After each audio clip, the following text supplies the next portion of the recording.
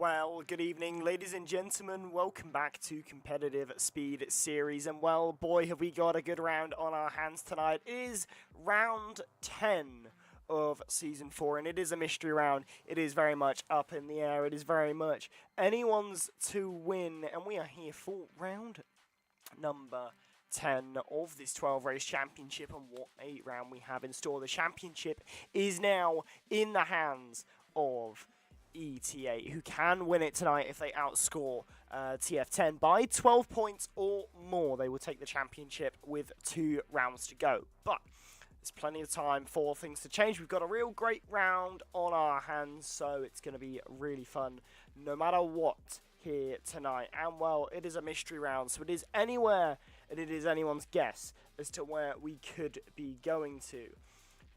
Well, as long as it's not within a track that we've already been to. But huge round tonight. Lots to talk about, so many talking points, and you may have already noticed there's no one alongside me tonight. Dom was unfortunately unable to make it due to the slightly earlier starting times that we've got, just not to clash with the real world of Formula 1, which as soon as this wraps up, do not worry, I am running down my stairs to watch it all myself, to watch the US Grand Prix, Circuit of the Americas, and who knows where we're heading tonight. Are we heading to the Circuit of the Americas? That would be very comical indeed, but it's anyone's guess. It really is. The drivers don't know.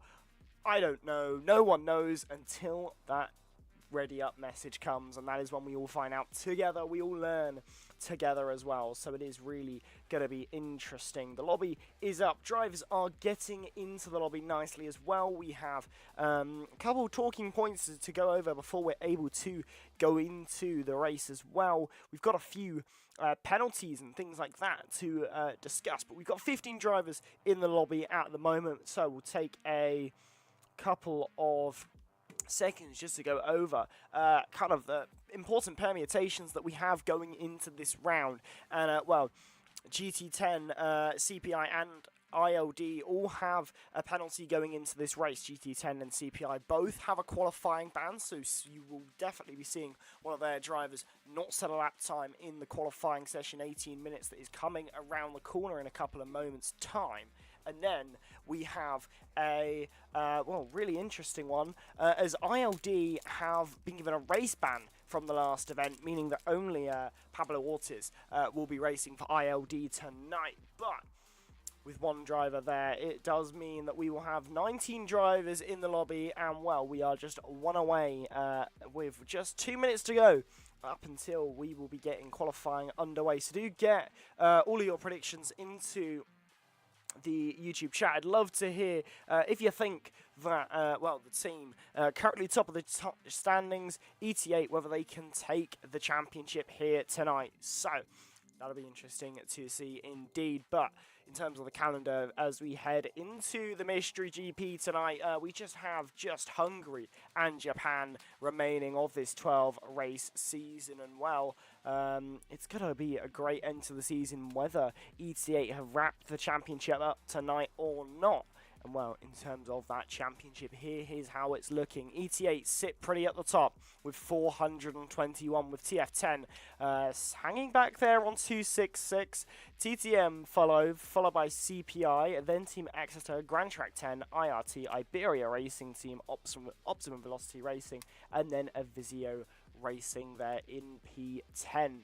But really important to note is that this is the first time that a team other than CPI and Outplayed Racing can take the championship. It is the, yeah, it's really interesting. And Exeter Racing have a double quali ban, not a, which is interesting. Did not see that in all of my looking over the results from the stewards, but 18 drivers in the lobby, waiting on one more, I believe. Let's have a little look at who we're waiting on. We're waiting for one of the TTMs. It seems that we are waiting on Ghost King to get into the lobby, but once he's in the lobby, we'll pretty much be good to go. We've got a real great round ahead of us here for, well, what could be a championship deciding round. So everyone else in the lobby, and it's just Ghost King missing at the moment. He may have to restart his game and just get into. But, as I said, a couple of minutes away, and then we will be getting underway for this qualifying session. We have got a real good qualifying session ahead of us. It's going to be really interesting to see what we are able to cook up tonight. We have got, as I said, a championship deciding round possibly. And, well, it's important for ETA to wrap this championship up. They joined us halfway through last season, and, well, they have certainly absolutely ran away with it since then. So great to see how well they have done since joining the competition this time. Well, not even this time last season, joining only, you know, just over a season ago. And yeah, really impressive from them. But we really are getting very nicely prepared and up ready for what will be an exciting race. As I said, do want to hear all of your predictions and everything like that in the chat. Obviously, you know, really interesting that we are in a different start time, but, you know, it is how it is, and it's good to see people getting in nice and early. Hello if you're joining us a little bit earlier than usual, than 8 PM, but it is so we can watch that sweet, sweet F1 on the other side, and it will be the same this time next week, a 6 PM start due to Mexico for F1.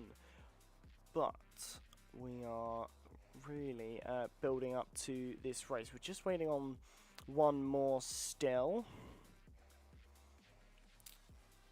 And we're just seeing what's going on.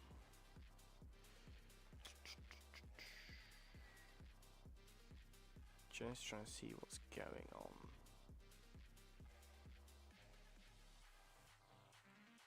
At TTM, we may have a last minute swap.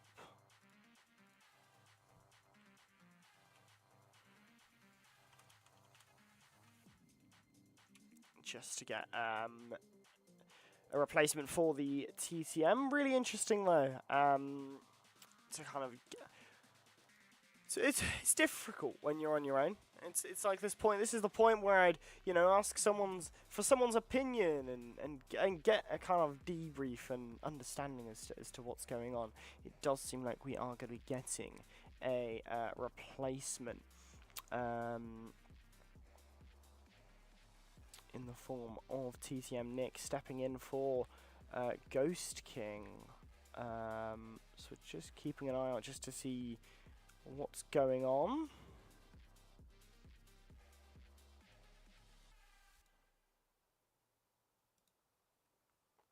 And they are making the change. It is Nick swapping in the place of Ghost King. Unfortunately not able to get into the lobby, so it does look like we'll be getting underway in a couple of moments time. And yeah, interesting to have a last minute swap there.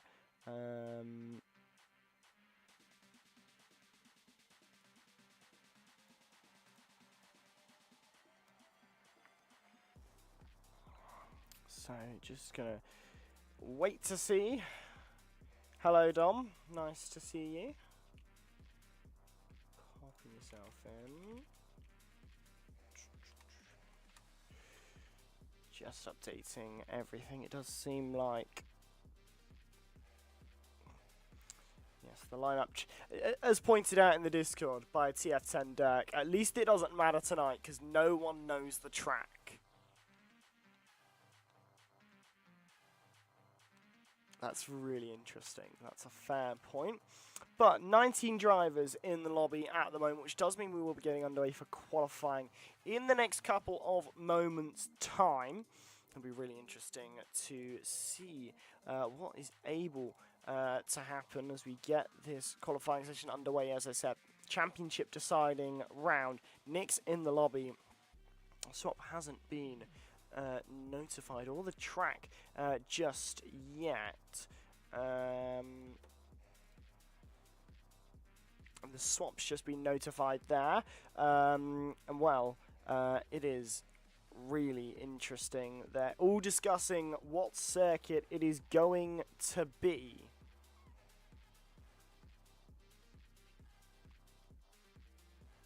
So the swap has been done, and now they're wondering what the track is going to be. We are just a couple of moments away from finding out what track we are going to be racing at tonight. And well, it is going to be really interesting this race weekend.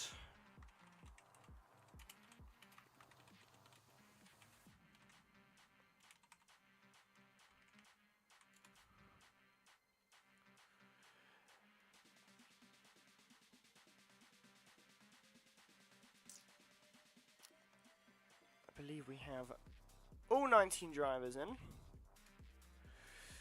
And I can confirm to you now that the track that we will be visiting is the Miami International Circuit. It is the wrong circuit on my graphic. That's a weird one. Not had that happen before. Give me 2 seconds. Let me change it. We are not racing in Monza today, but we will be racing in Miami. Haven't changed that since I last used that graphic. And well, it is the Miami International Circuit, 3.362 miles, 19 turns, and well, 3 DRS zones around this circuit, around the Miami Harbor Stadium. And well, real challenge of a circuit, this one. Very difficult and technical. There's a few tricky S sections, some sweeping corners, but also track limits can provide a bit of a challenge through sections of it. But 19 drivers all in the lobby and ready to go into Miami.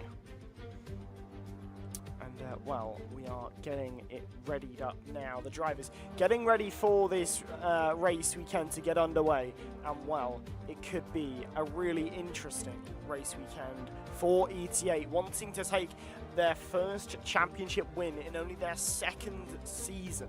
It's really interesting to see whether they're able to kick that up tonight, but it is going to be very interesting nonetheless to see what is able to happen over the next 18 minutes that are coming your way in just a couple of seconds, as the drivers are all readying up, getting ready for qualifying that is just around the corner.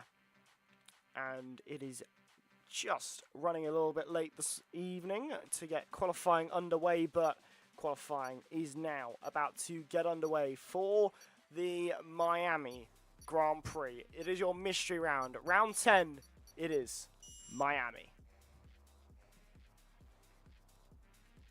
And now everyone readying up, going into onto the racetrack in a couple of moments time. I'd just like to take this moment to thank our amazing partners and sponsors over at Gridfinder, Simulus and Sim Racing Centre. Without them, none of this would be possible, and it really wouldn't quite be the same without them. So just extending a huge thank you to our amazing partners over there. But we are pretty much getting there now, and well, we are pretty much at go time for round 10, and as I've said so many times already, such an important round for ETA. What a round it will be, no doubt about it, once they are able to get everything underway.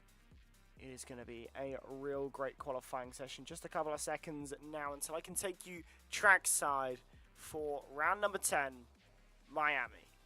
Here we go. Can ETA clinch the title with 2 rounds to spare, or will they be waiting one more round? Well, let's find out together, guys. Let's find out. It is now time for Miami. What a track. What a beautiful, beautiful track. It is difficult. It is challenging. It is not for the faint-hearted, but it is such a fun blast around. And well, we've got 18 minutes of qualifying to decide who will be P1 come the end of it. And well, it really is anyone's guess as to who's going to be P1 come the end of it at the moment.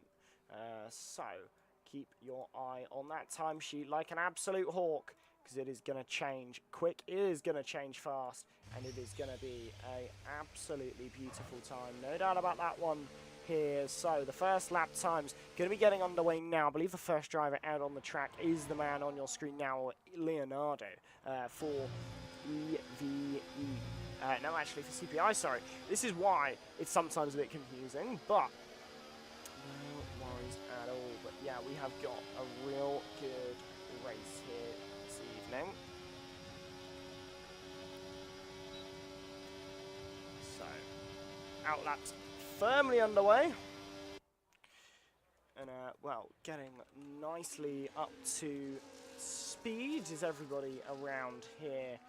And, well, it is never easy when you're thrown a bit of a curveball surprise. But they will absolutely take to that challenge like it is nothing tonight. It's qualifying, getting underway now. Nice and easily. And the first lap times coming your way in just a second now. And it is going to be this man on your screen starting them first. And it is going to be a nice opening lap time, hopefully, for the man on your screen now, Leonardo, who takes to the track, as you see CPI and McLaren. They're retiring from the session. I believe that's not a planned retirement as far as I'm aware. I don't think he had any penalty or anything there to serve. So interesting there to see that happening. But nonetheless, interesting for them.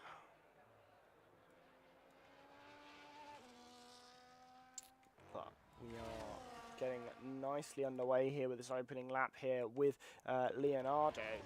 And well, he would like a good lap time so early on in this qualifying session. It would definitely be useful for him as he will tackle the 3.6 miles or so of this circuit. I'll give you your mini map, your lap data, and everything you could possibly want here as now the opening laps are getting underway. We have that invalidation there, but plenty of drivers on that opening lap time. I'm trying to see who's on a decent lap, if there is anyone on it.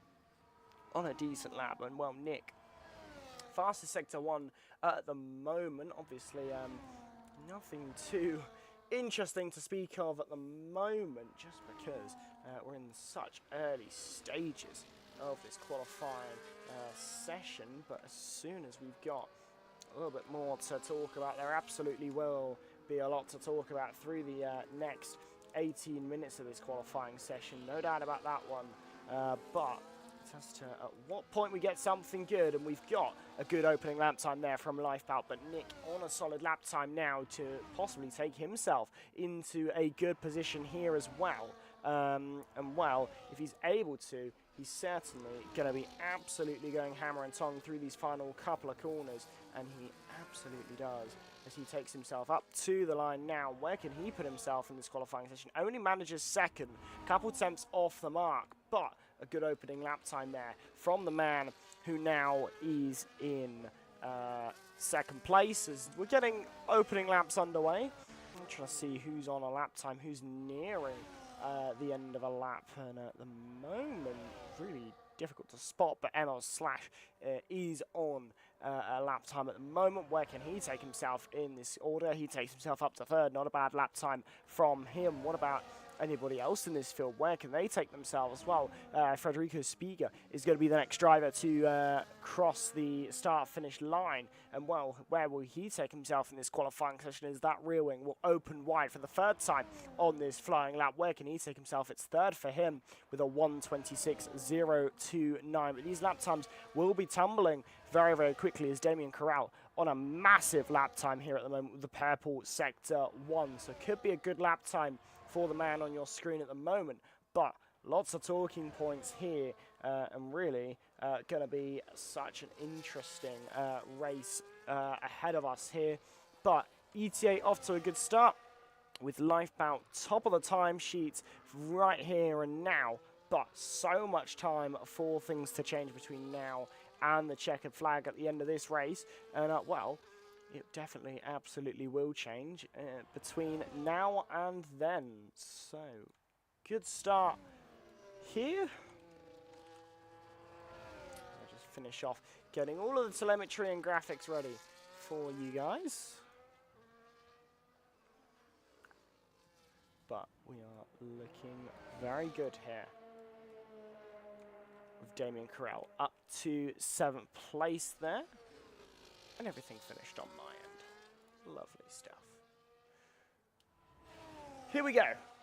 Lifebout trying to take back-to-back pole positions. A good start to qualifying for him, but a good start for the man in second of Nick, who's jumped in last minute. That is your last-minute replacement for the round, and he has not done a bad job at all there as Namsko leaves the session, so may have had a bit of an issue there for him.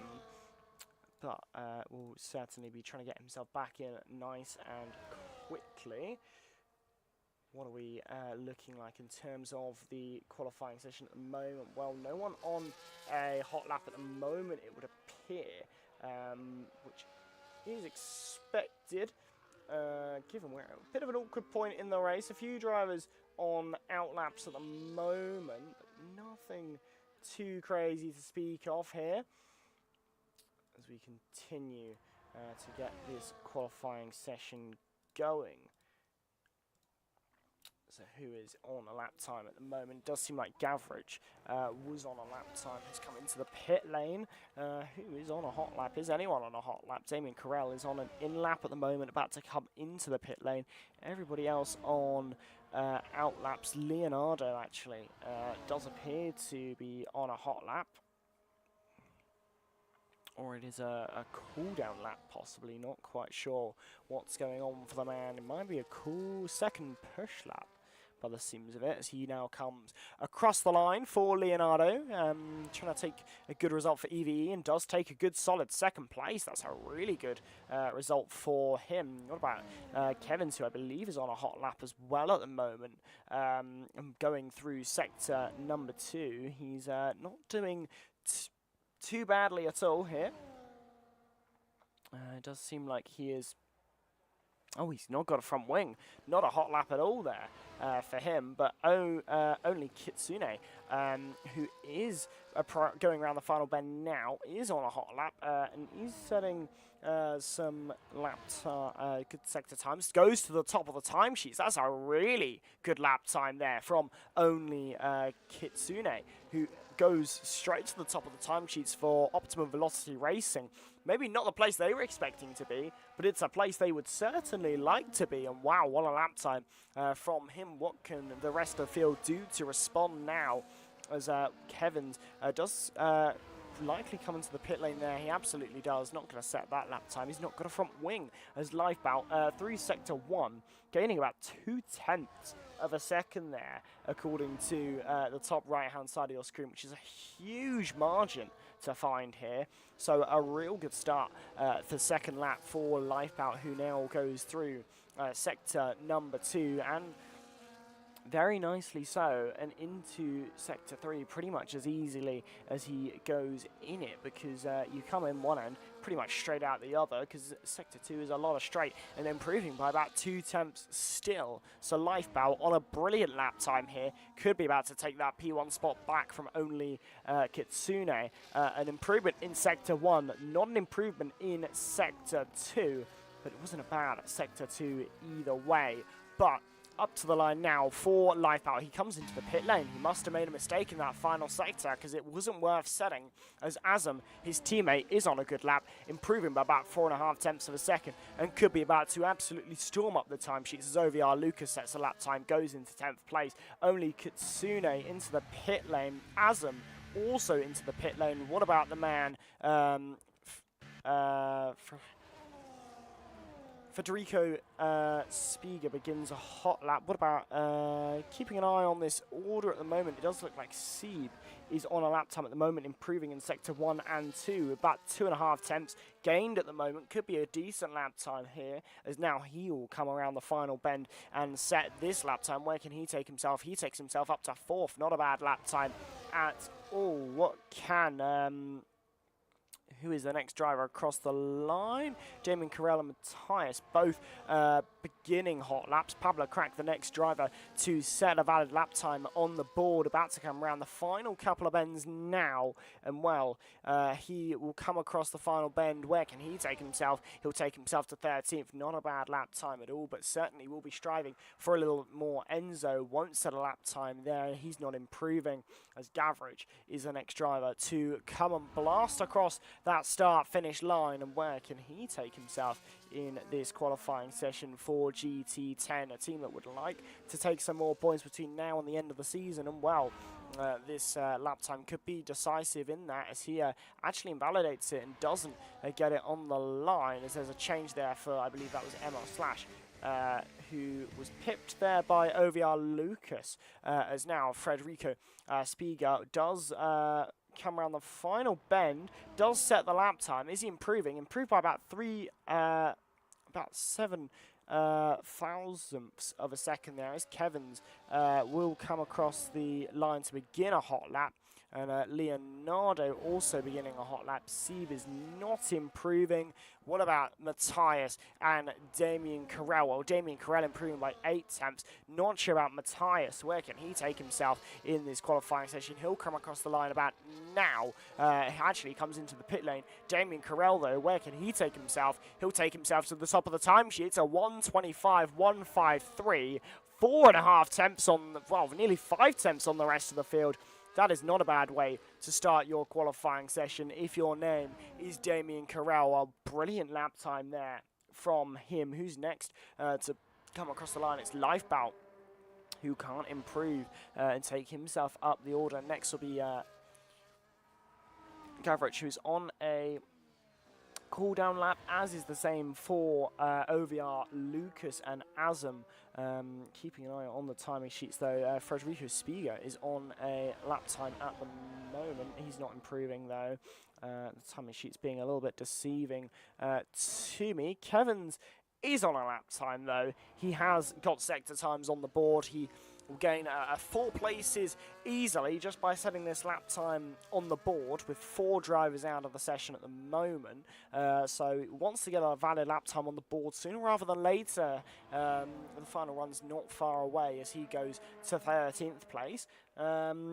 So not long left on the clock here in qualifying. 4.5 minutes to go, and well, Damien Carell, P1 at the moment, with OVR only Kitsune in second, but Lifebout in third place for ETA, and the other ETA of Azam in 10th. TF10 need to try and outscore by 12 points, and at the moment they would not, if things were to be as they are at the moment, they wouldn't outscore by enough points to keep the championship running into the next round, but I'm sure they would absolutely be doing everything they possibly can to try and take that championship one more round.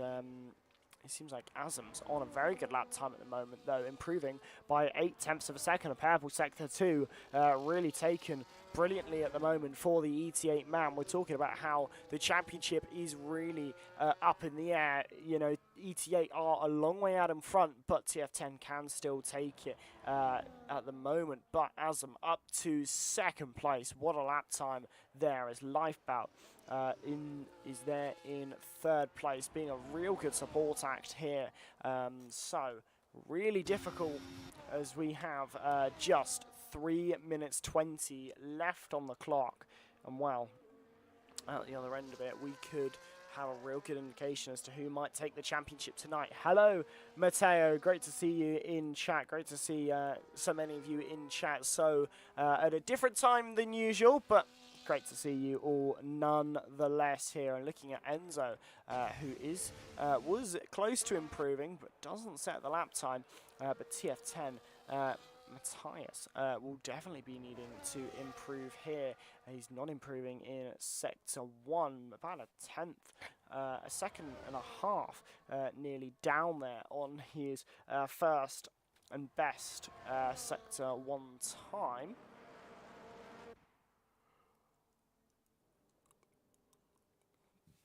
Next to cross the line, I believe, will be ML Slash here, who's in 10th place at the moment, and could take a good result for IRT if he sets a lap time here that's good enough to jump him a few positions. He jumps up to 5th, a good lap time there, 4 tenths gained, so not looking too bad at all here. We've got 2 minutes left on the clock now, so drivers will begin to come out for their final flying runs. Azam slowing down here, believe. It's difficult to tell who's on a hot lap and who's not at the moment, just looking at the telemetry and what's going on. So I believe Matthias is going to have to blitz this lap here because he isn't able to come into the pit lane and change tyres in time, as now he will take himself around, and it does look like it's going to be a real struggle for Lifebout, Enzo, and Oni Kitsune, who've all happened to come out a bit too late in the day to get a lap time on the board, as now only Matthias is running through his hot lap here, and a lot of drivers on out laps, some of whom have come out right at the end, and it is so baffling as to why, because they haven't got enough time to get a lap time, to get around the track and get a lap time on the board, as Matthias is going through Sector 2. Just looking at the timing sheet, seeing if anyone is making headway and improving a lot. At the moment, doesn't seem like anyone's making massive gains, although Matthias is improving by about 6.5 tenths here, so could be about to take himself up quite a few places here with 2 green sectors to speak of. No one else looking too good. Azam's retired from the qualifying session. Seed has just began a hot lap, and Kevin's and a few more are about to follow, but Matthias is about to set a lap time. 20 minutes left on the clock to get across the line and begin a hot lap, as Matthias goes 10th. And that will be as good as he can muster in qualifying, as he will not have an opportunity to set another lap time. Damien Corral, not on a bad lap time at the moment, improving in Sector 2. Not in Sector 1 though, so can this be a good final sector to improve his already very good lap time? He darts into the pit lane, not able to improve by enough, as all crossed up for Lifebout here as he takes to the escape road there. And is it raining in qualifying? I can't quite tell. It does look like a bit overcast. I can't quite tell if it's raining or if it's not far from it, but not able to improve there in Sector 1. Anyone on a good lap time here? It seems like the good lap time and good fortune has run away from the racetrack as the clouds have come over the circuit. And well, now IRTC coming around the final couple of corners. He has got 2 green sectors on the board at the moment. He hope to set a lap time here that can gain him a place or two, with drivers a couple and not too far in front of him. He gains 2 places up to 5th place. A good result for IRT there. 5th and 6th at the moment. Is anyone else on a good lap time? Enzo in 12th is on a very decent lap time here, improving by about 5 tenths of a second here, as there a bit of rear end instability there does kick in for him, but he'll jump to 6th place and split the 2 IRTs. But I believe that is it for qualifying, as Lifebout and only Kitsune are not able to improve, and I believe Matthias already set his lap time, so he can't set anything better. Damien Corral, your man on pole position, but both ET8, when it mattered most, 2nd and 3rd, they need just 12 points versus the team behind them in the standings, TF10, to take the championship tonight. Hello Asher in the YouTube chat. But that is your results from qualifying then. Damien Corral, your man on pole position, followed by ETA Azam, and then Lifebout. OVR with Oni Kitsune. That could be a real good result if they're able to convert that in the race today. Then Seeb for IRT, Enzo, ML/ Leonardo, Nick, a stand-in result and a super sub result there. 9th out of 19. So good for him. OVR Lucas rounding out your top 10. Then Matthias, Frederica Spiga, Kevin's, Gavroch, Pablo Crack, and then Aroka. And then your drivers, not to set a time, is McKillerin, Kiki, Nam, and then Namsco. There rounding out that. But we are going to have our, as usual, Demolition Derby. We will come back to the cameras for the time being and unpick a little bit that qualifying session that we've just had, because 18 minutes setting us up for this race, and well, we've got a good race on our hands. We're going to have a real good time of it here in, well, about I believe 28 laps coming our way, and well, they're going to be 28 laps to decide what could be a championship, and the first time that ETA would win a championship in PlayStation, and the first time a team other than CPI or Outplayed Racing take a championship here. So we've got a lot of things to cover, but we've got a race on our hands, absolutely, as the Demolition Derby gets underway in the background, and then the lobby restart will happen just to turn those collisions off, as everyone will retire.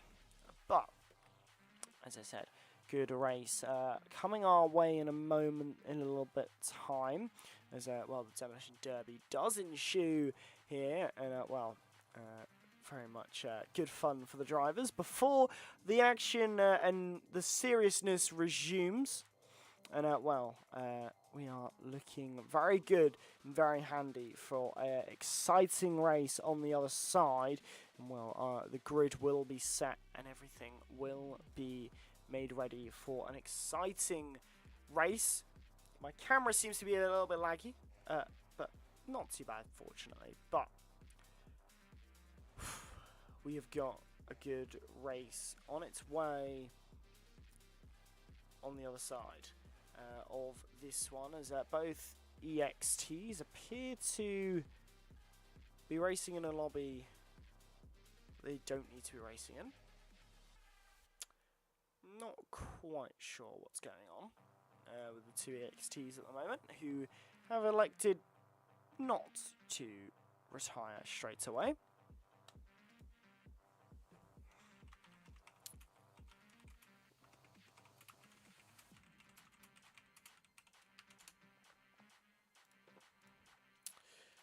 Lovely. They have now both retired from the session, and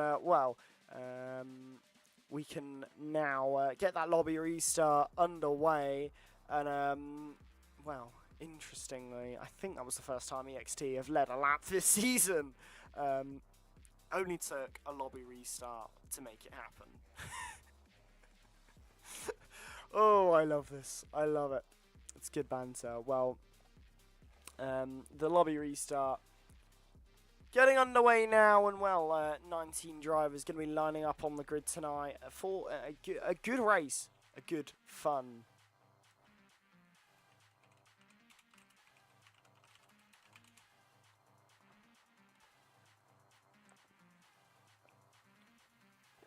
So I nearly choke on water. Wow, that is impressive. Ugh. Wow. Lobby restart is getting underway now. Everyone is getting through and getting their grid spots sorted out. We have just got probably a couple of moments until we get underway with the race, as the drivers just sort themselves out, get everything ready, and it's a good opportunity, right? You take a little bit of a couple minutes of reset, and you get to process your qualifying, have a little chat to your engineer, and figure out what you can do better going into that race. And that's absolutely the conversations that are going to be being had at the moment.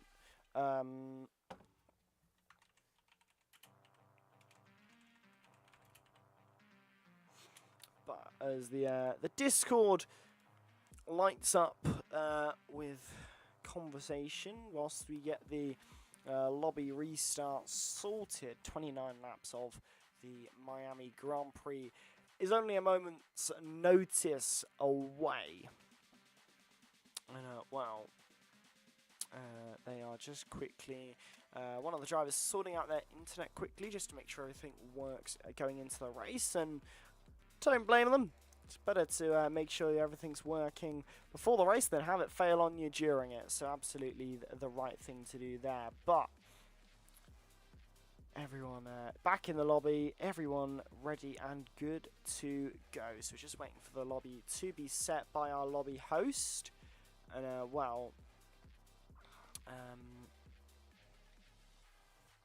as soon as that lobby has been set, we'll pretty much be going immediately from that, because nice and quickly today, everyone very much keeping on top of everything. Very beautifully done. But qualifying done and dusted. And well, a good result taken there for TF10 as they take pole position with Damien Corral, but ETA line up second and third.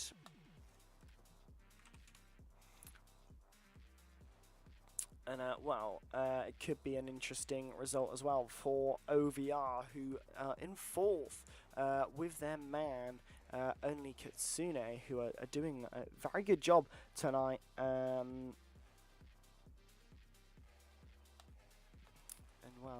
We are not far away from everything getting underway as our lobby host for tonight just quickly finishes those final bits for setting the grid, and we will then be good to go for the race here. And the all clear has been given. We are good to go, and the drivers will now ready up for the race here.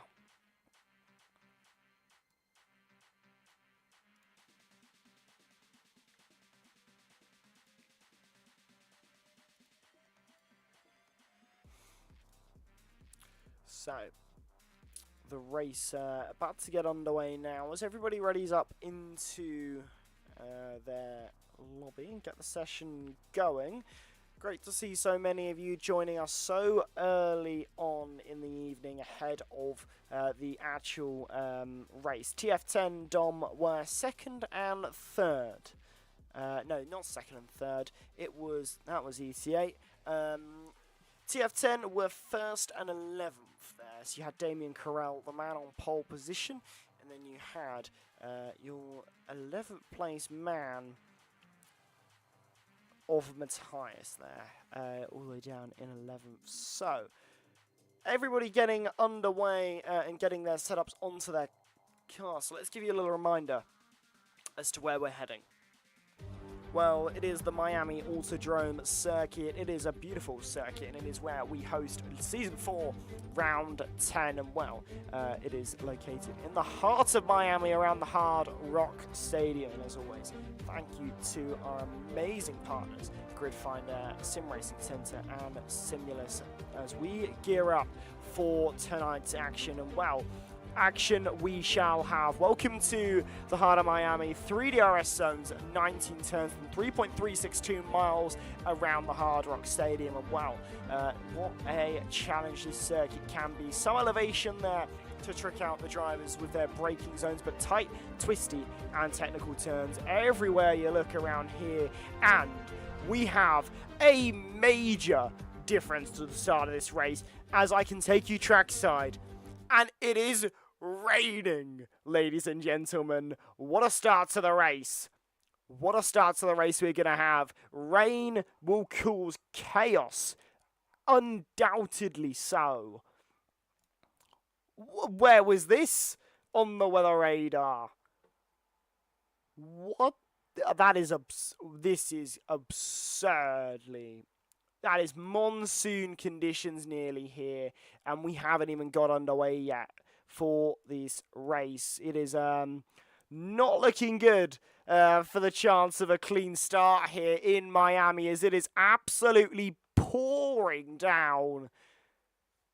And the drivers are absolutely going just so confused at the moment. It's raining in Miami. They were not expecting it, but they will have to undoubtedly just deal with it. We have got such a good race on our hands, ladies and gentlemen. We are just moments from lights out here in Miami. Just moments like this are absolutely brilliant and sensational. We are about to have a race start like no other. It is going to be absolutely brilliant as everyone puts their setups on, sorts their strategy out. And this is really interesting. This sort of scenario is where surprises can really, really spice it up. But there is talk that the session is having a little bit of a problem. that the lobby's had a bit of a problem for some.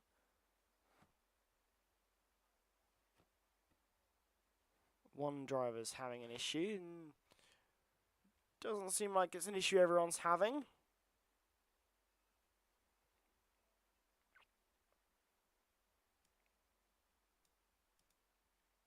So, 1, 2, 3, 4, 5 red lights here in Miami. The wet tyres are on, and it is go here for round number 10 of this championship. And Damien Corral getting a decent start here versus those around him. And OVR, Oni Katsune, up to third as everyone makes mistakes there into the braking zone of turn number 1. There's been a bit of an incident there towards the back. It looks like Enzo has found the wall. And might have had a controller disconnect or something, as the safety car has already been deployed on lap 1. That might give an opportunity for anyone who's on a different, who may have disconnected or had a problem, to get into the lobby, as Enzo apparently cannot drive and has been disqualified from the session. Not quite sure what's happened there, but everyone has been told to retire, and I'm not sure quite what's happened and as to why that signal has been given, but the race underway, collision warnings being given out, and I'm really quite confused here.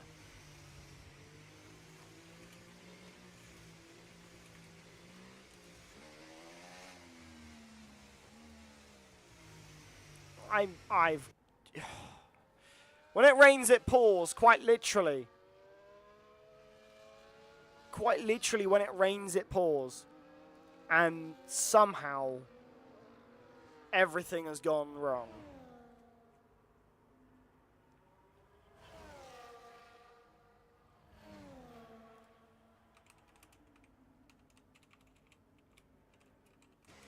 And, well, the reasoning behind the lobby restart, the driver was not able to control their car. So just as quickly as we got started, we're back. I hope we get a race sometime soon, because I will ditch this for the F1 if I have to.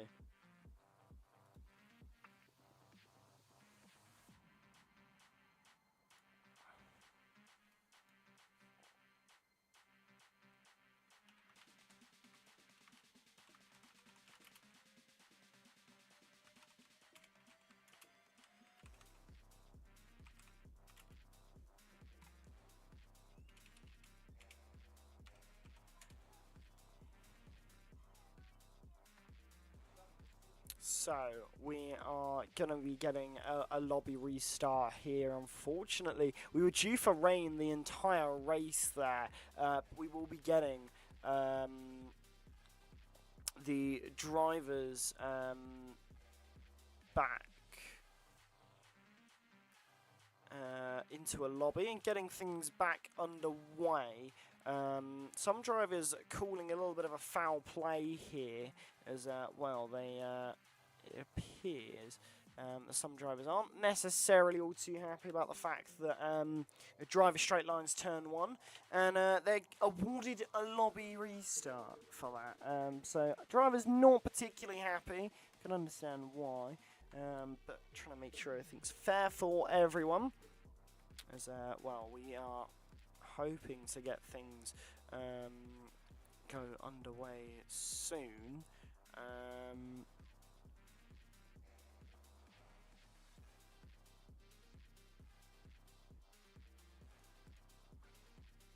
We're getting some really interesting talk at the moment in the Discord. I'm just trying to understand what they're actually saying, because they are all speaking French. And last time I checked, I can't speak French. So the talk has immediately turned to proving innocence.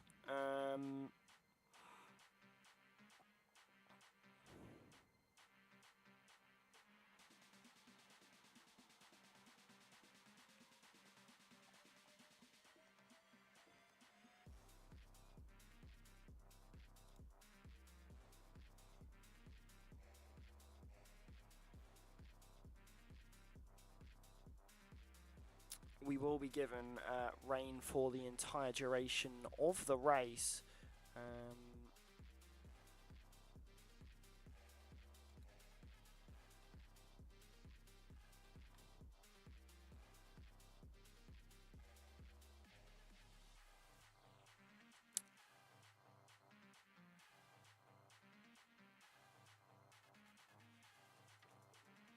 We're waiting on one driver to get back into the lobby. I'm just reading everything that's being said.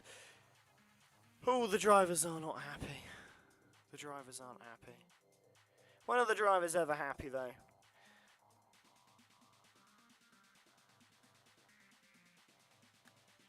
They are arguing as to whether it's a dynamic or whether it's rain. And then within that, everything else, actually. I mean, they are arguing about absolutely everything.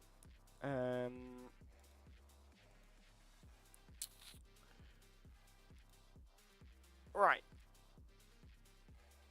18 drivers in the lobby, waiting on one more. Now we have 19 drivers in as Nick has rejoined the lobby.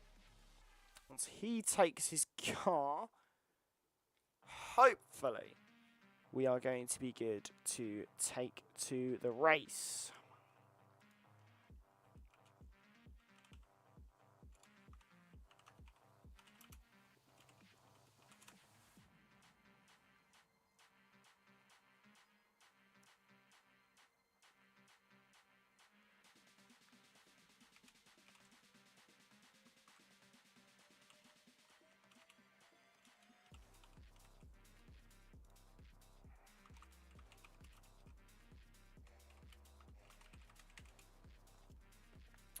And the ready up signal has been given to ready up for the race now. We've been given wet conditions for the race. And we are good to go here for round number 10. Right.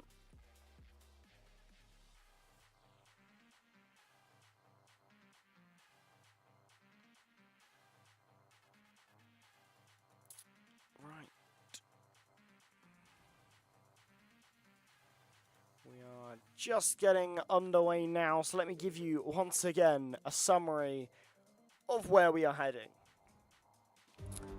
It is the Miami International Autodrome here. It is, well, Season 4, Round 10 of our championship. And whilst this intro video may look nice and sunny, it is not on the circuit. It is going to be rainy. It is going to be difficult and very, very treacherous here. Thank you as always to our presenting partners, Grid Finder and Sim Racing Centre. But here is where we host round 10 of our championship. It is the Miami International Circuit. 3.362 miles and 19 turns make up this complex circuit around the Miami Harbor and, well, the Hard Rock Stadium. And, well, there may be a harbor in the middle of the circuit, but that harbour may as well be the entire circuit because it is absolutely pouring here around the track. A bit of elevation change and 3 DRS zones, none of which we'll be using throughout the race today. It is going to have to be pure adrenaline, pure pace and pure overtaking prowess tonight, and that is how ET8 will need to have it if they are to win the championship tonight. They joined a season and a half ago and tonight could clinch their very first title. CPI and Outplayed Racing, the only other two teams to take a championship win, but tonight it could be ET8. But it is now time for them to put on their setups, put on their strategies, and get their, well, their wellies on, hopefully, because they are going to need them by the time they're getting out of the car, because it is absolutely pouring once again here in Miami. And, well, it is going to be a phenomenal race here tonight, and definitely a chaotic one. No doubt about that one, as the wet tyres are going to be on for the entirety of the race today. No doubt about that. Well, just keeping an eye on what is going up, and the drivers being told they can ready up as they want.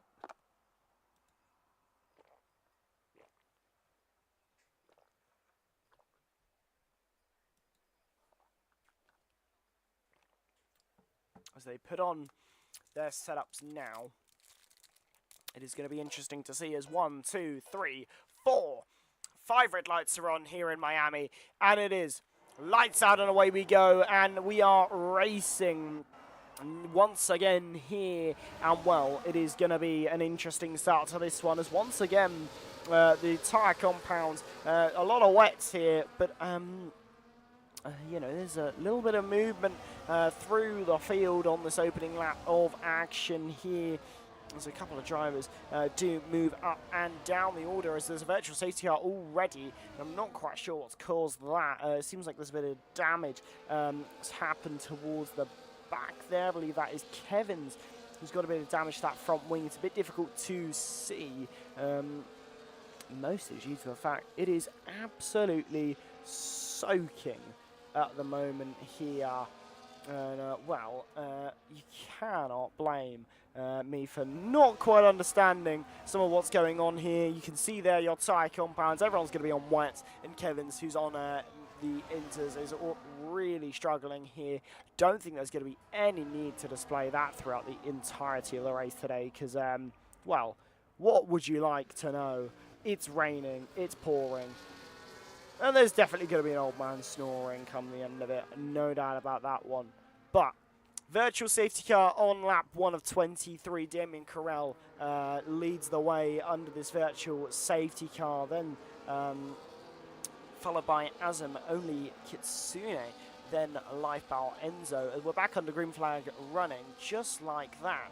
And well, a nice opportunity for these drivers to pull away from one another. Kevin's really struggling here on the intermediate tyres versus the wet tyres as they all come around to begin lap 2.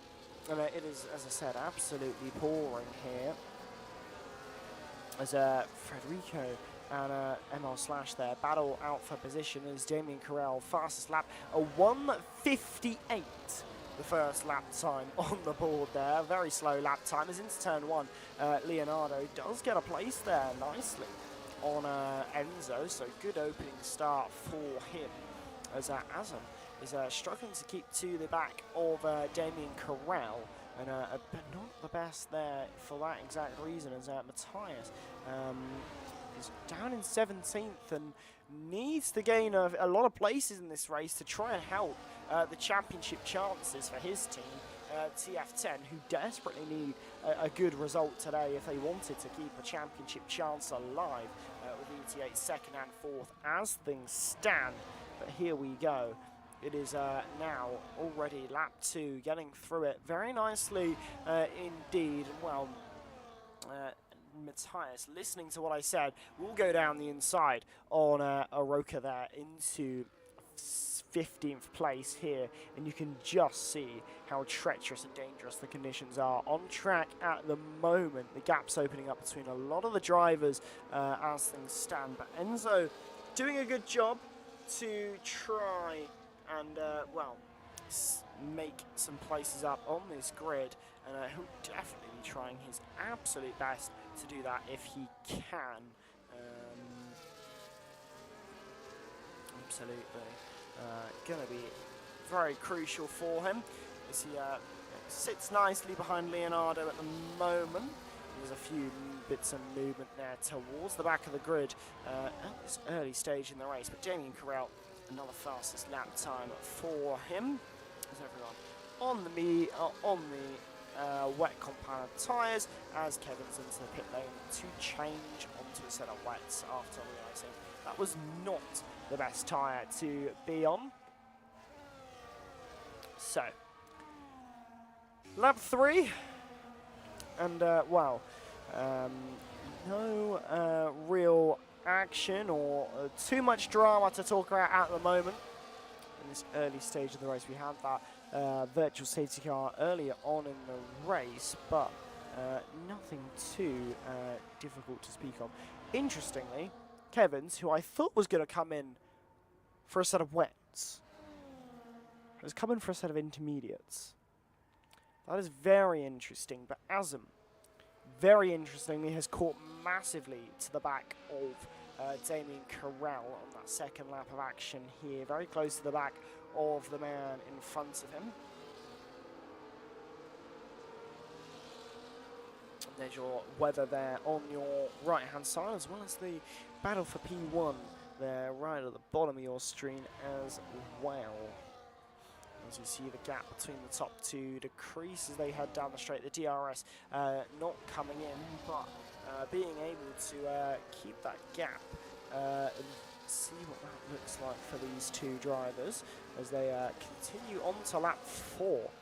Already we are moving through the laps as Azam sets the fastest lap of the race. In 3/10 the gap between the pair of them.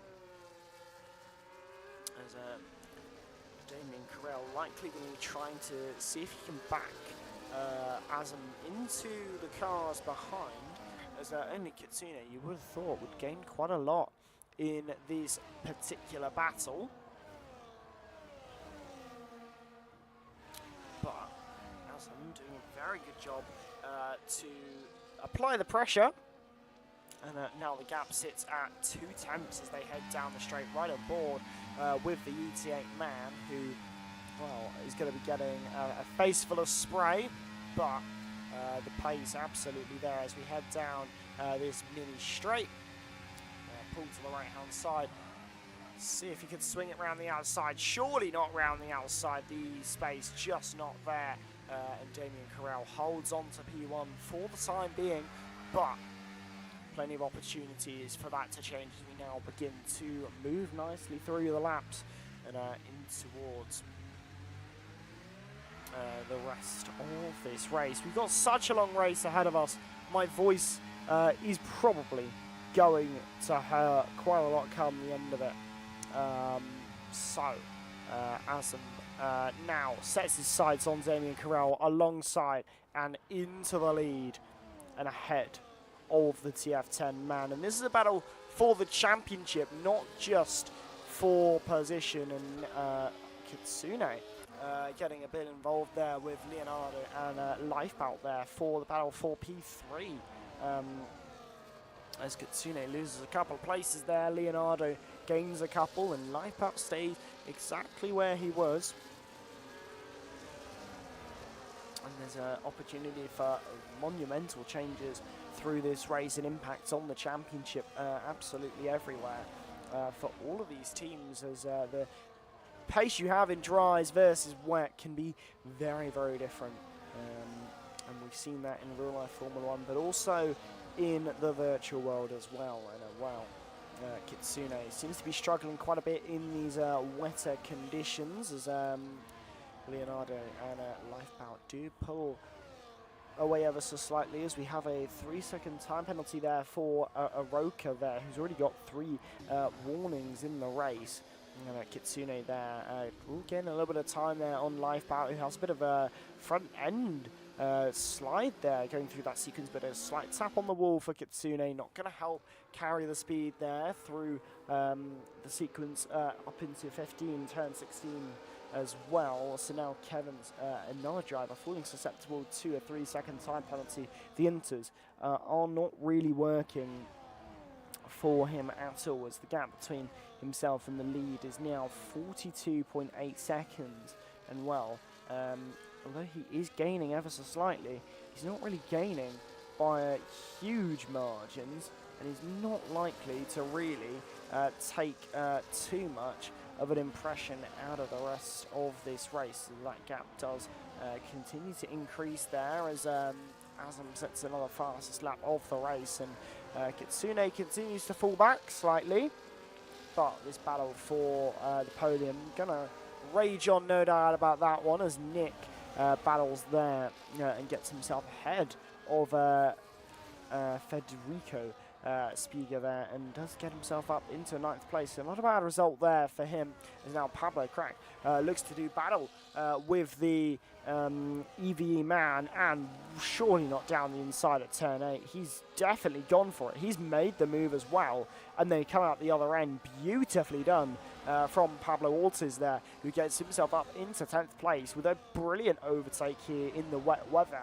And well, an overtake in the wet weather is really difficult but has gone really well for the man on your screen at the moment, who then will lose the place slightly, but battle it through there into the next sequence of corners, into turn 11 and through turn 12. Surely he can't hold it around the outside. He absolutely can't. He's got to be careful as well with McKilleran wanting to maybe try and battle that position even further and try and take further place off Pablo Crack, but he is not successful in his pursuit. As we move on to what will be lap 7 of 29, and will ET8 clinch the title tonight? And 33% of people saying yes, and 66% saying no. Well, at the moment, ET8 will definitely be doing enough as Leonardo takes a fastest lap of the race there with a 1:39.814. A couple times faster than the next best lap time that we've seen so far. And, some drivers into the pit lane there. That is Matthias and Gavroch. And I'm not sure what's happened. We've got a safety car here, and I'm not quite sure why, if I'm honest. Aroka has not got a front wing. Also, Matthias is onto a set of intermediate tyres. Hang on a moment. We are under safety car conditions here in Miami. Most of the field are on wet tyres. However, there are some drivers, Matthias and Kevin's, who are on intermediates. Wow. I didn't think that we'd even see a different compound tyre. I thought it would be the wet compound tyres all the way through, yet somehow the intes have come out to play. How has that happened then? Interesting. And the forecast isn't right. Lovely. Give me 2 seconds to fix that.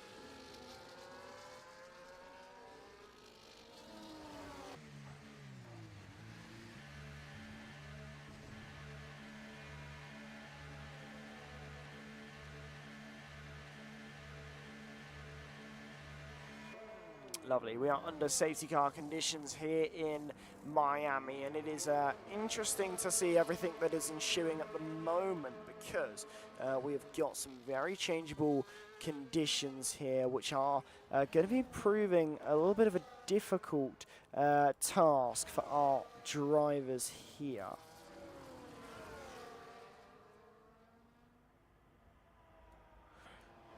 But under these safety car conditions, an opportunity for those to change compounds of tyres. Didn't expect to see any changes in compounds of tyres, but we absolutely have seen it.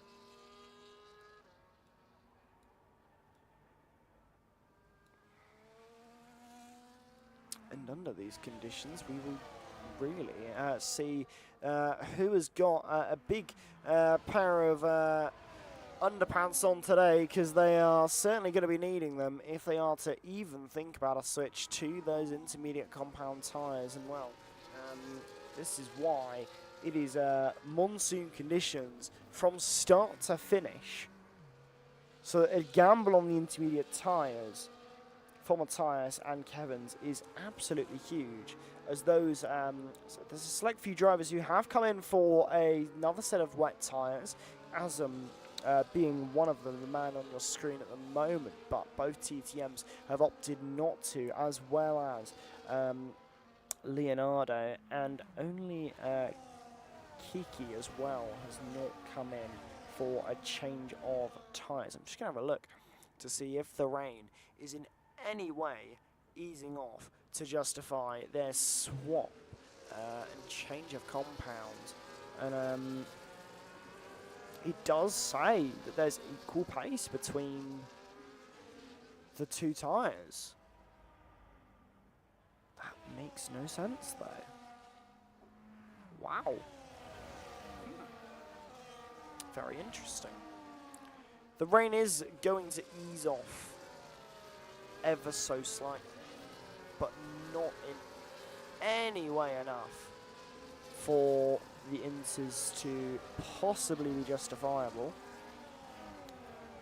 But the drivers have gambled, and Matthias is stuck with that gamble, which is really interesting, I think.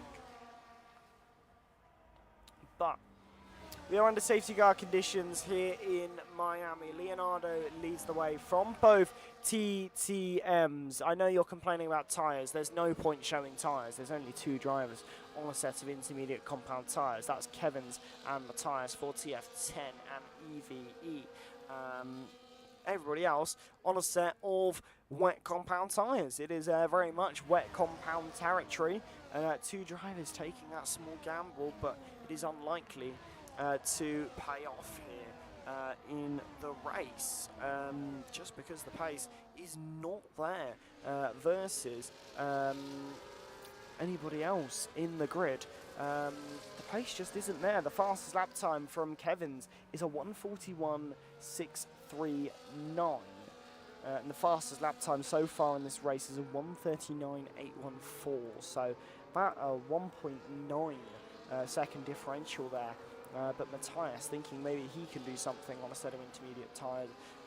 But, as I said, I think that is a little bit on the unlikely side here. But safety car is in this lap, and Leonardo will become the de facto safety car here as we get back under green flag running in a couple of moments' time.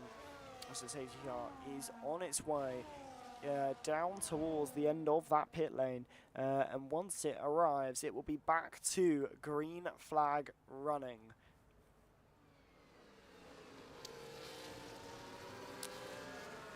$20 laps to go in the race here, and Leonardo will be getting us back under green flag running there. He has gone, he has blasted past, and caught definitely the TTM of Enzo slightly off guard here as we'll get back under green flag running, and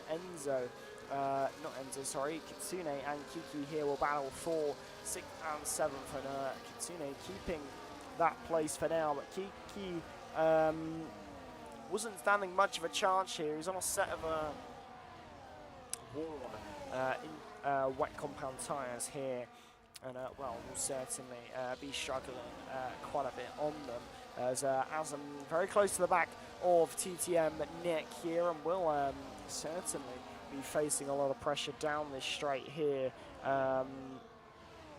but it's full wet the entire race, and whilst the rain will hold off ever so slightly, according to the telemetry, it is not going to anywhere ease off enough for intermediate compound tyres as Azam comes in and makes the move, tries to make the move and does make the move side by side here.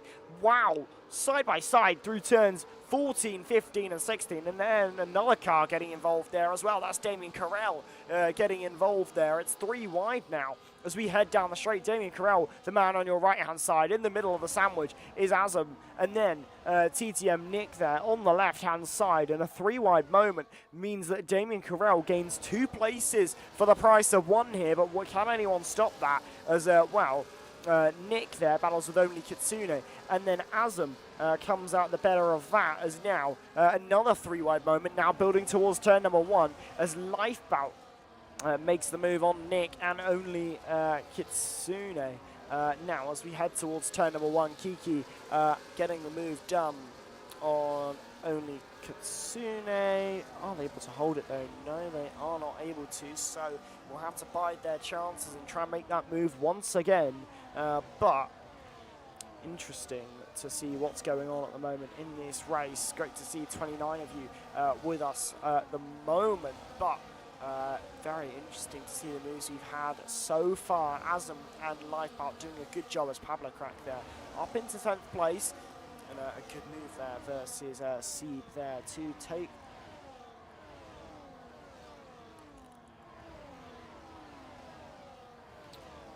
So we are not doing too bad at all here with 18 laps to go in this race, so every lap time in about a 1 minute 40 or so at the moment. We are only going to get quicker in this race as the fuel burns off on these cars.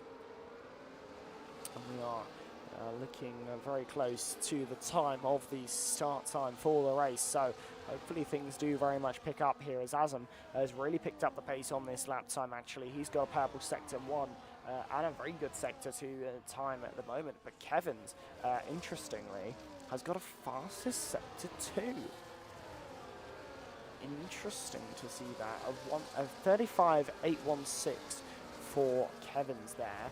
But a bad sector 1 time. So interesting to see what he can do as Azam sets a 138.9 there. And, well, it's certainly not bad at all there lap time from the ET8 man, who resides in 4th place at the moment as Namsco and Kevin's battle there. I'm not sure if that's interesting little battle emerging here as Matthias finds himself within that as well. And all carbon fibre has come there off. I believe that is off Kevin's slightly down on that left side end plate. So unfortunately he's come to blows and will pay the consequence from that.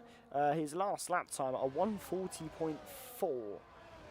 So although he had a purple sector 2, not a good sector at all, and Matthias is about 3 seconds off the pace as well there. So a good sign that the intermediate tyres just are not working at all at the moment, as we got another safety car. I believe Matthias has lost his front wing, and we're back under safety car conditions. It feels like Belgium 2021. We've also had identical sector 1 times. Azam and Lifebout both now share identical sector 1 times. A 34.779 shared between both ET8 drivers there. That is impressive. Very impressive there. So brilliant job at the moment. Tyres, not showing them on screen because everyone is on wet compound tyres, minus the 2 drivers at the back, Matthias and Kevin's, who have gambled it on intermediate tyres. But the gamble has not worked. They are looking about 3 or 4 seconds off the pace at the moment, so they will be likely to come in for a set of wet compound tyres again, just because their strategy is not working here, as a few of the drivers towards the back will come into the pit lane for a fresh set of those wet compound tyres. They will get 3 of those, and we'll see Matthias. Kevin's come in. Kevin's, once again, another set of intermediate tyres. It just really hasn't worked. And Matthias, again, another set of intermediate tyres. But joining them is Namsco and Aroka for EXT. But the track isn't drying up. It makes no sense. I will now give you tyre compounds because there's a few drivers on that set of compound tyres when it's just 2. Makes no sense. But everyone on equally worn tyres, minus Nick and Kiki, who are on worn whites, as well as Enzo and Leonardo. But really baffling. The intermediates have not held up well. The pace on them has been dreadful. I mean, the fastest lap time from Kevin's, who started the race on a set of wets, is a 139.9, which is a second off the lap time set by the man who has the fastest lap. Really confusing, especially when you look at that graphic on the right hand side of your screen. It is not going to get any less wet. It is only going to get... only going to stay the same.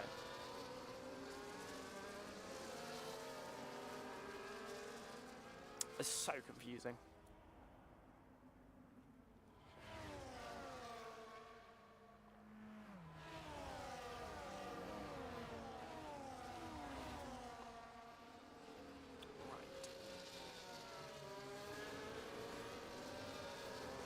Average into the pit lane. Is this for a set of intermediate tyres? Please.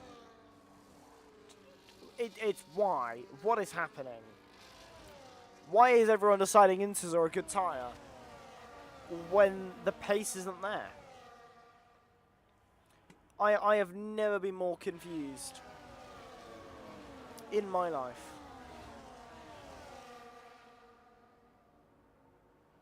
I am...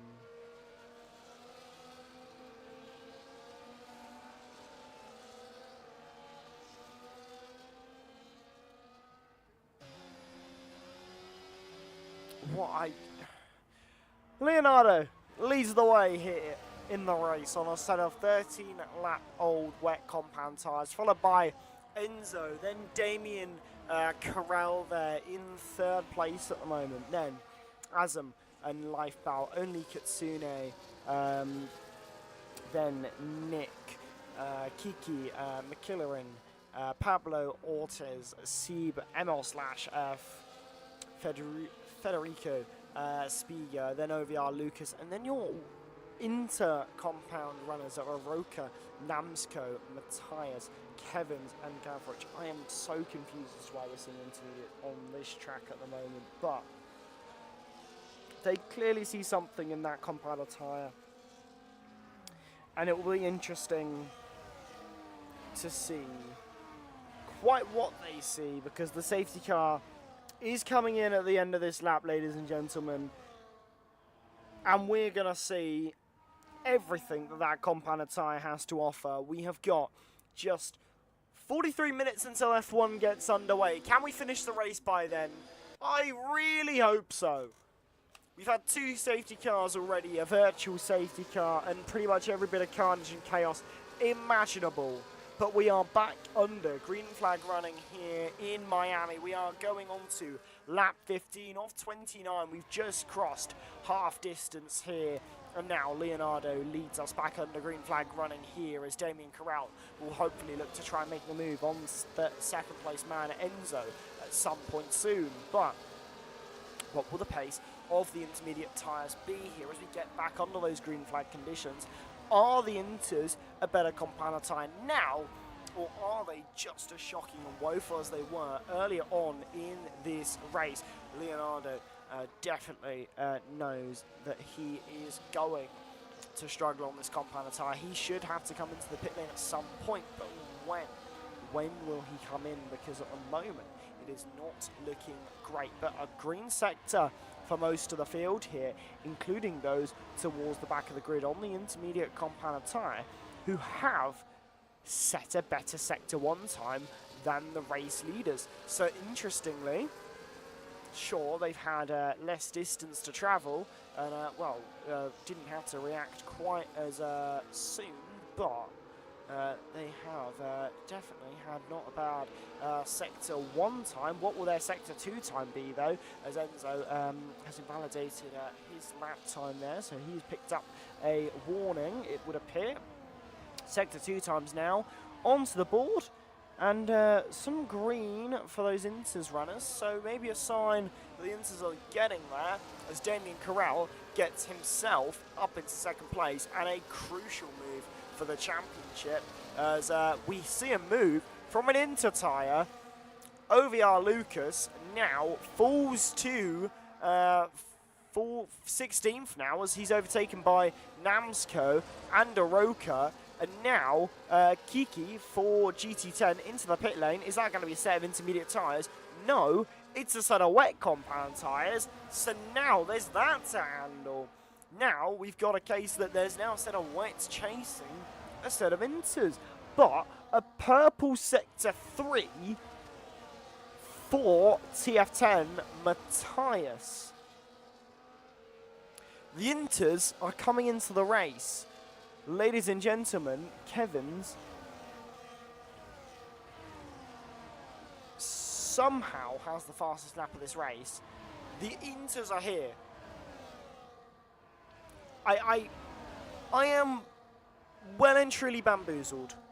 However, the Inters seem to now be a faster compounder tyre, and quite considerably so. Surely, we now see those who are in front come into that pit lane for a change of tyres. It was set to heavy rain for the entire race, but somehow the game has said no. It said no. This game gets more and more confusing by the day, and I don't understand how.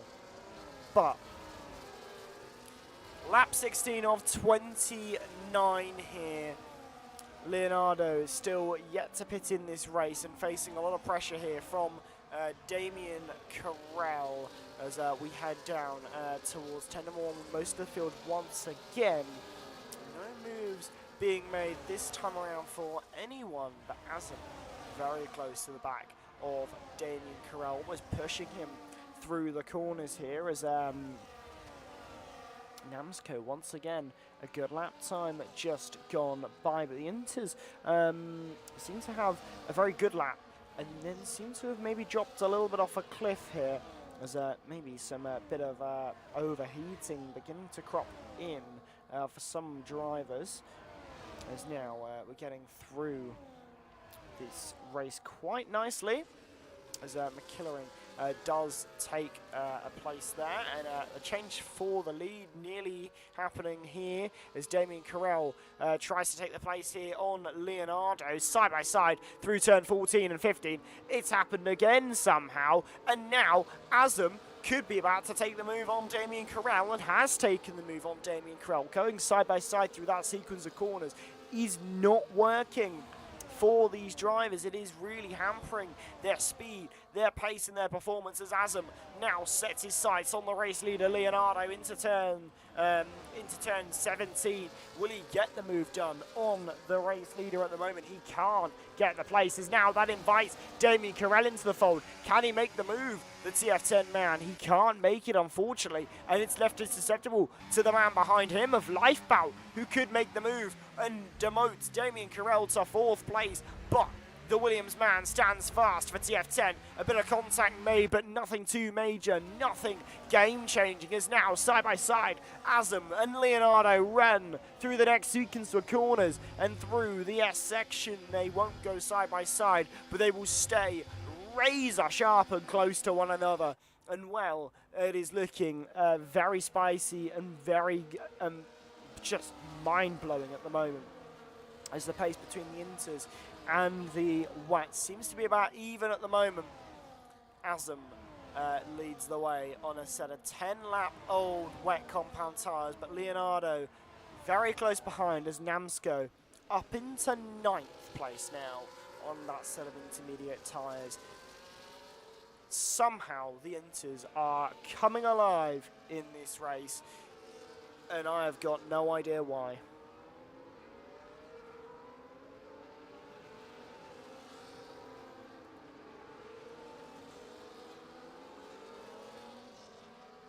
Leonardo really doing a good job here on that set of worn wet tyres. I think he's probably trying to find out what compound tyre is best. Is the Inters the way to go, or is the Wets the way to go here when he has to change off these tyres? They surely won't last to the end of the race. There's wheel-to-wheel, side-by-side contact here. Oh, shown to the side of the track. And surely that might have been a warning for Leonardo, as 3 wide. Lifebout goes into 2nd place. Leonardo slots into 3rd. Damien Carell in 4th here, but Lifebout kind of giving a bit of a dodgy move, as all dodgy move there from Damien Carell and Leonardo, was both lucky not to get damage in that incident, as the pace really beginning to slide for the man in 4th now here on lap 19 of 29. Just 10 laps left to run in this race by the time we reach the checker, by the time we reach the flag at the end of this lap. But Inters beginning to struggle a little bit more, but everyone seems to be struggling a little bit here actually.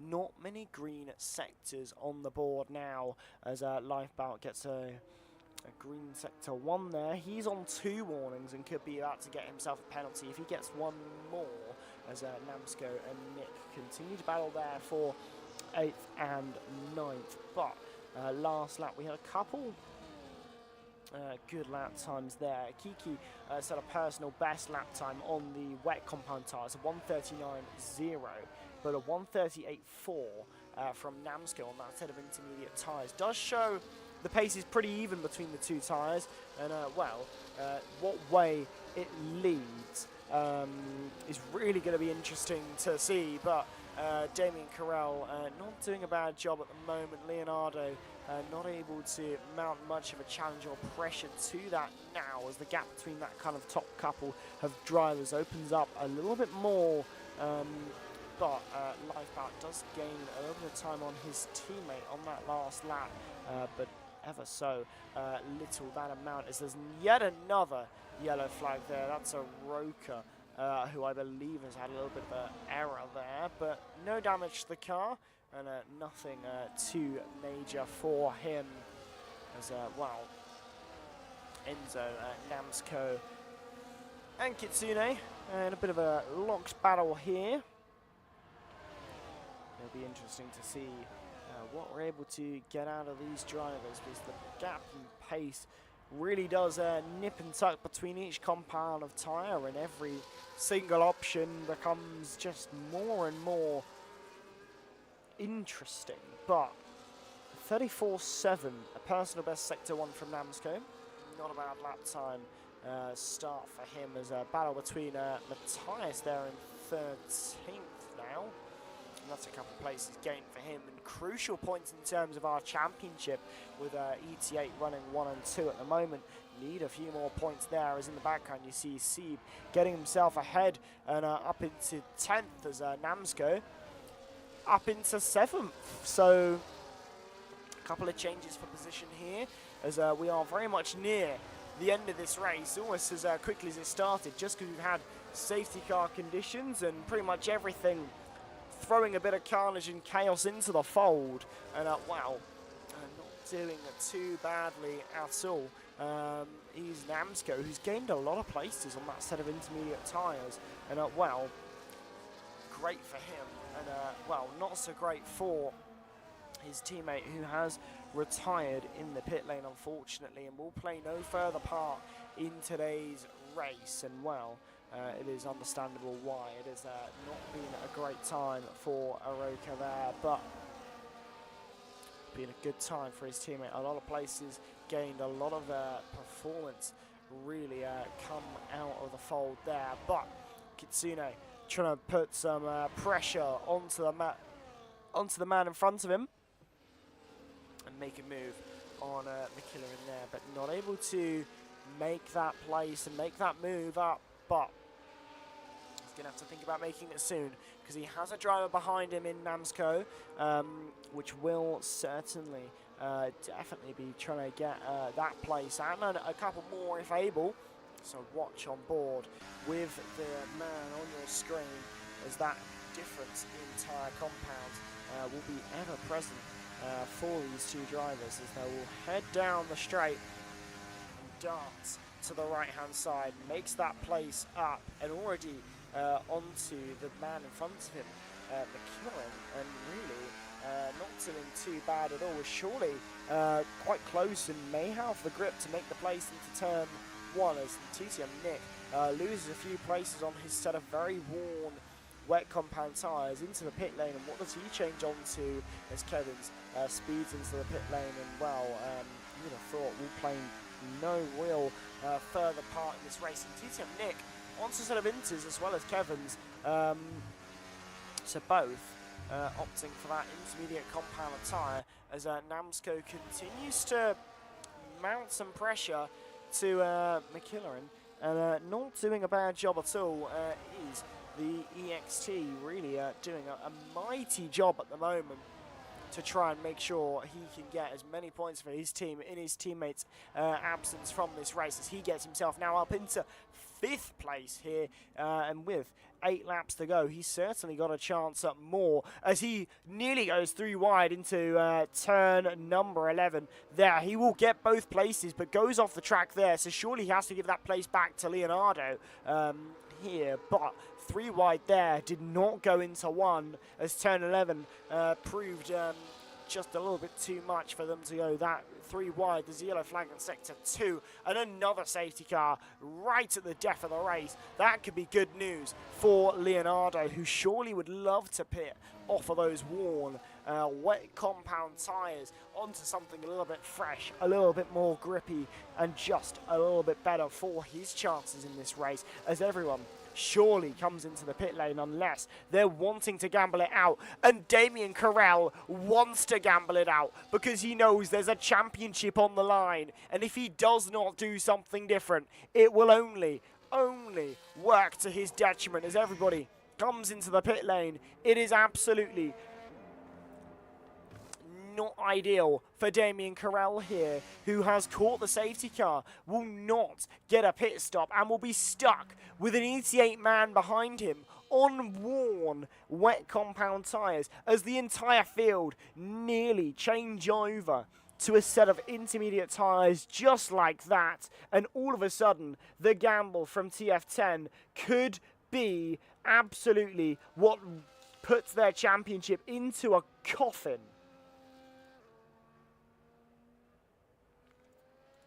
Damien Carell, he took a gamble. It could have worked, but it hasn't.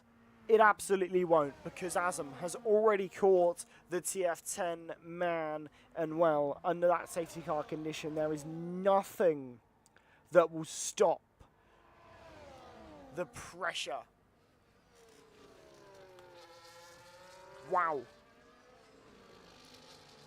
That is crazy. So, here's where we stand. We have 7 laps to go in this race. 6 once we cross the start-finish line on this lap. And well, Damien Carell leads the way under this safety car, but he is one of only 3 drivers left on a set of wet compound tyres. Azam behind him on a fresh set of intermediate tyres, followed by Matthias Lifebow. Then Leonardo on a set of wet, and Namsko Kiki on a set of 7-lap-old wet compound tyres. Kitsune, then Enzo, Seed, McKillaren, Pablo Ortiz there, Emil Slash, Nick Gavrich, Federico, Spinger, and then Kevin's. But one final safety car to seal off what has been a chaotic and carnage race. But there is absolutely no way that Damien can keep the ET8 guys behind, or even Matthias keeping those drivers behind. ET8 are very much likely to be your champions leading this one. And well, when it rains, it well and truly pours for TF10. They have not had much luck today, and well, Damien Carell needed a little bit more luck, as did his teammate, but we are under those safety car conditions. We should be getting underway at the end of this lap, and the result will absolutely be pure and utter carnage once we get back underway. Only a few laps left of this race, and it is anyone's guess as to what tyres are best, and it is absolutely anyone's guess as to who is going to win or be anywhere in this timing tower right now, because it is really, really all up in the air at the moment.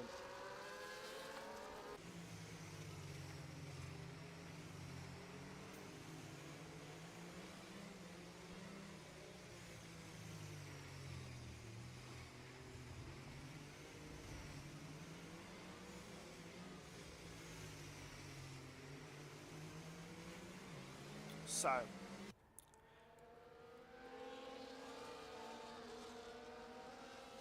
this is really interesting. Everything going on at the moment. It's really interesting to see how things are going in this race, as we are getting underway in, well, probably a couple of minutes. We are going to have one more lap under safety car, unfortunately, but that does mean it's going to be a blast to the end. And well, this is This does advantage TF10 slightly. There's less laps for them to lose positions, but ET8 would have to lose a few places in all of this to have a chance of taking the championship to the next round here.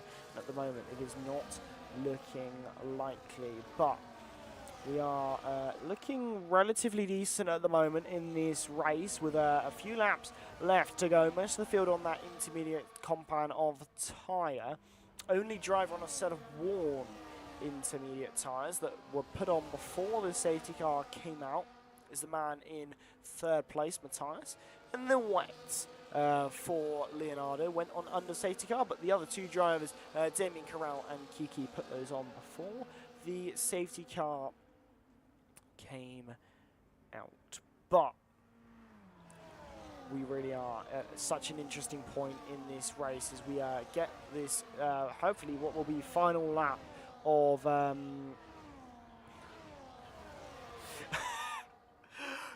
love that.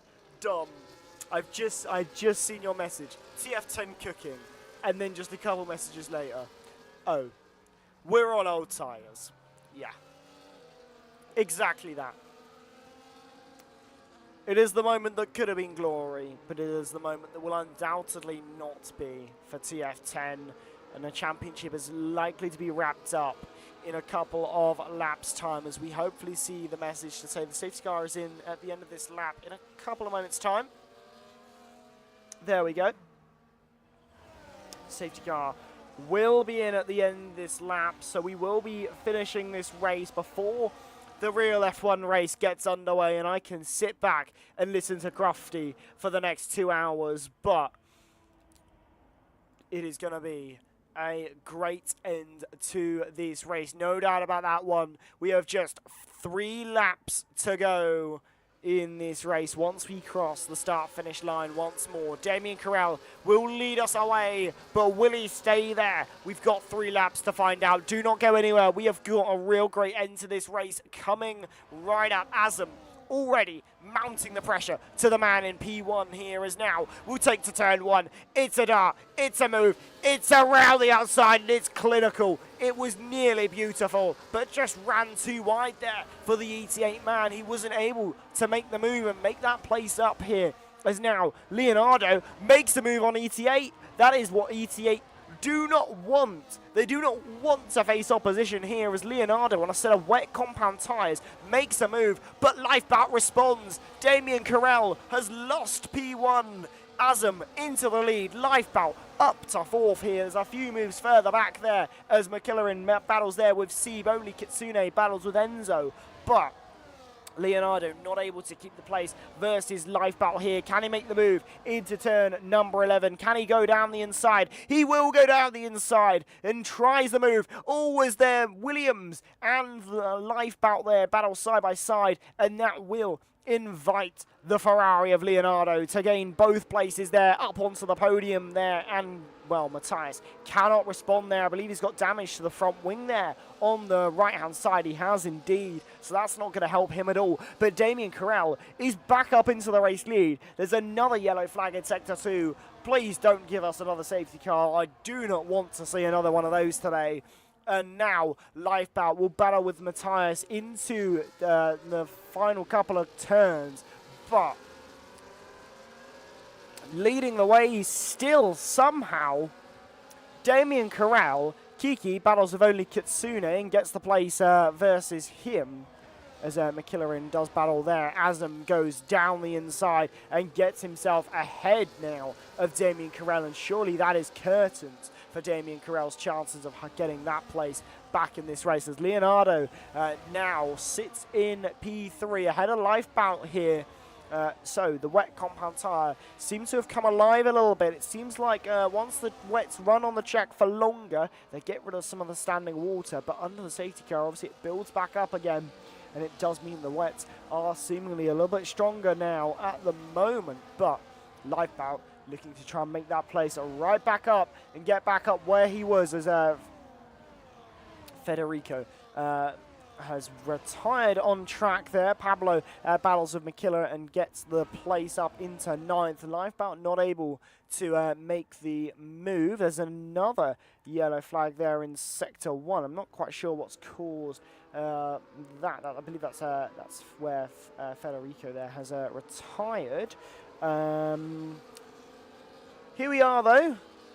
Lap 27 of 29. As things stand, Azam leads the way ahead of Damien Carell. Then Leonardo, Lifebout as well there in 4th place. And at the moment, ETA are doing enough to take the championship here as Matthias slips further down the field there. And into 8th place as now Lifebout tries to make the move here on Leonardo and up into the podium, and it could be a double podium for ETA to seal off their championship if they can make this move stick, but they might have to look more behind than they are in front as Namsco down the inside, the man who undoubtedly is going to be my driver of the day because he has done such a good race today. He has taken himself up into 4th now, and Lifebout has a penalty, a lifeline right at the end for TF10 could mean they can take some more points away from ETA with a penalty going the way of Lifebout. But was it unfair? Was it justified? There are so many questions that will be asked when it comes to the end of this race, but ETA are looking set for a championship here today. And well, Azam 2.4 in front, followed by Damien Carell, and then Leonardo Namsco already applying the pressure to the 3rd place man. EVE wanted to try and hold this podium. Can they hold the podium? The wets aren't holding up quite enough. Namsco forced off the track slightly, can't hold the place, and now Enzo will battle with Lifebout, try and take the place away from the ET8 man. Can it be? Oh, they go side by side through turns 12, 13, 14, and now on the exit of turn 15 and 16, they're still managing to hold it. Side by side they go. Lifebout now will try and take the place back from Enzo. Is he going to be able to? We've got just mere moments left of this race here as Azam is about to begin the final flying lap of the race here today. Will he be able to hold it once more as he sets a fastest lap to suit to gain the extra margin that he may well need? As the final lap is underway here, and Namsco wants the podium today. He wants to take a great podium for Team Exeter Racing, and if he can, it would be a an amazingly sought after podium for the team that have really struggled at points in this season. All they need is just to get ahead of Leonardo here, who's applying so much pressure to the back of Damien Carell here. And if they battle and go side by side, it could provide an opportunity for a golden podium, as Enzo will now try and set his sights on the back of the Aston Martin EXT here. So now we head through for the final couple of corners and the final couple of sectors on this lap here, and it is going to be a final lap of absolute dreams for some, and a lap of woes and what could have been for others, as Kiki battles there and a couple places lost as Gavrich there falls down into 15th place. And now a 5-second window opened up between Damien Carell and Azam. ETA have been on top form ever since they stepped foot into this championship. They have been on top form ever since the moment they were here, but they are once again on top form and on the top of the world for the very first time. It is ETA who will take the championship here unless something drastic happens, as Enzo goes wide there right at the death of it, and Namsco will only have to get 4th, unfortunately for him. But Leonardo, Damien Carell, your two drivers on the podium there, as Lifebout will fall to 7th with that. But it is undoubtedly going to be ETA champions of the world here in PlayStation for the very first time, and only in their first full season of racing. They have done it with 2 rounds to spare. Wow. There is your podium there. The first place man, Azam for ETA, then Damien Carell in 2nd, and Leonardo in 3rd there for what has been such an amazing season so far. 2 rounds to go, but it is signed, sealed, and delivered for that team there, ETA. Your champions, undoubtedly so. But will the stewards have something different to say on that one? Well, on the racetrack at least, it is done. It is dusted. Here is your race classification, though. We didn't get to see it much because everyone crossed the line so quickly. Azam, your race winner today. Damien Carell, then Leonardo, Namsco, Enzo, McKillerin, Lifebelt, then Kitsune. Then we have Seeb, Pablo Crack, then ML Slash, Kiki, Matthias, Nick, Gavroch, and then Kevin's. And then your non-finishers today, Federico, Lucas, and then Oroka there. So, what a race we have had. And once again, just as I did on PC, not ready for the change back to cameras. It seems to be a bit of a theme that I seem to be acquiring myself. As we have a small debrief. And I mean a very small debrief because we are only 10 minutes away from the official F1 happening. But ETA, they have somehow absolutely done everything they needed to do this season. Brilliant job from them. Such a great championship for them. They really have delivered everything they needed this season. It has been absolutely sensational for them. And, wow. I do not want to dwell on things too much. I'm not going to pull our podium drivers in for an interview either because it would not be fair to try and take them away from the racing action. But let's talk about what's still to come. ETA may have sealed the championship tonight, and it's very unlikely that that changes in the stewards' room. But we still have 2 rounds to play for here for the rest of the season, and well, we still have 2 great tracks to head to. So we have Hungary and Japan just to round off our season after tonight. We had our mystery round. We had Miami. It sprung some surprises. But even after all of that, it was still ETA who took the win and will take that championship. But we've got just 10 minutes until until the race for Formula 1 gets underway. We've got 2 hours of amazing racing action there. I've got no doubts about it. With Lando Norris starting on pole ahead of Max Verstappen. Interesting that red flag caused by George Russell nonetheless. But we've got a great race in the real world of Formula 1. I do not want to take up any more of your evening, ladies and gentlemen. So thank you very much for watching Competitive Speed Series and taking some of your evening on a race day to join us. ETA have won your championship. Who's going to win the real world championship in Formula 1? Well, let's find out. The race is only a few moments away. Take a seat. Go and enjoy it. Until next time when Competitive Speed Series returns for Hungary, round 11. Bye-bye.